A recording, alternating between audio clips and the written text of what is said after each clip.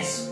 Els dos van entusiasmar-se amb aquelles pel·lícules protagonitzades per soldats albanesos que combatien Mussolini, per abnegats camperols defensors del sistema stalinista o per polítics que lluitaven per la independència del país. Això us deu sonar una mica.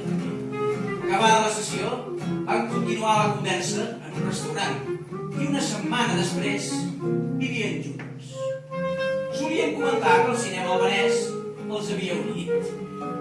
Quan complien 10 anys de relació, van decidir fer un viatge a Albània.